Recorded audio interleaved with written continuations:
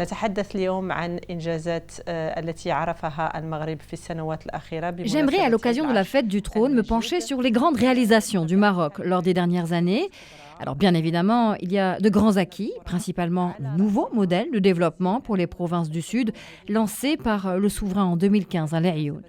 En février 2016, devant le souverain, il y a eu également cette signature du programme de développement intégré pour les 3 régions du Sud, avec une enveloppe globale de 77 milliards de dirhams.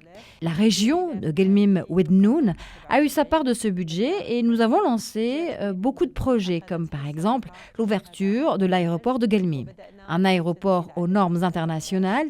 Il y a aussi les travaux de l'hôpital régional de Guelmim-Oued-Noun, qui va devenir un centre universitaire hospitalier et permettra ainsi l'ouverture d'une faculté de médecine l'année prochaine. Il y a aussi le projet du barrage Fask près de Guelmim. Il sera bientôt prêt puisque le taux d'avancement des travaux de ce projet s'élève à 95% aujourd'hui. N'oublions pas non plus ce grand projet de la voie express Tiznit-Dakhla qui a pour ambition de relier le nord au sud du Maroc et qui va être très prochainement opérationnel et qui permettra de raccourcir les distances et facilitera surtout la libre circulation des personnes et des marchandises. Ce projet va booster l'économie régionale et connecter encore plus le Maroc à son continent africain. Il y a aussi d'autres projets importants, notamment celui de la restructuration des ports de la région Guelmim-Oued-Noun, la réhabilitation des villes et la création d'une ceinture verte.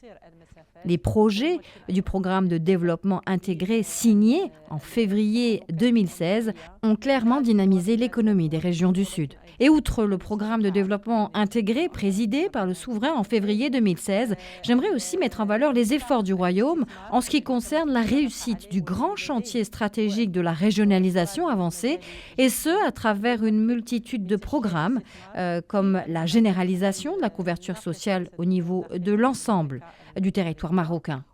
La santé, aujourd'hui, au Maroc, s'oriente elle aussi vers la création de groupements sanitaires territoriaux. Il y a aussi les lois et projets de loi qui encadrent le chantier de la réforme du système national de santé et qui vont de pair avec la vision royale relative à la régionalisation avancée.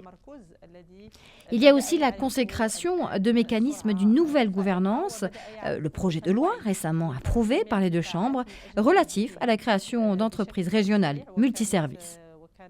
Parlons aussi de la charte de l'investissement, qui a, elle, une dimension territoriale et régionale très importante. Elle va attirer beaucoup d'investissements dans les régions qui manquent de projets structurants. N'oublions pas la réforme des centres régionaux d'investissement qui va accélérer évidemment les investissements dans toutes les régions du Royaume. Parlons aussi du chantier de décentralisation qui va à toute allure et qui, une fois opérationnel, participera inéluctablement à la réussite de la régionalisation avancée. Voilà donc un résumé des grands chantiers de notre pays. Nous sommes tous, en tant que Marocains, engagés dans tous ces projets régionaux et locaux qui créent plusieurs emplois, à l'image de ce que font les programmes gouvernementaux Aourache et Força, et à l'image de ce que font aussi les associations, comme l'association Guelmim-Oued-Noun Moubadara ou l'association Sous Massa Moubadara. Il ne faut pas, par ailleurs, oublier que les 12 régions du Royaume vont toutes avoir leur propre cité des métiers et des compétences. Nous ne pouvons qu'être fiers de ces programmes, projets et chantiers, car ils vont booster les régions du Royaume.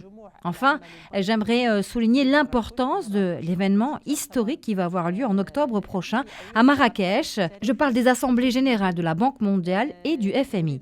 J'appelle à cette occasion les régions du Royaume à mettre en avant les atouts de notre pays, les atouts de nos régions et tout notre patrimoine matériel et immatériel. Montrons au monde entier le Maroc des régions, celui auquel aspire le souverain. ولا مادي لمغرب الجهات الذي يريده صاحب الجلالة نصره الله وأيده.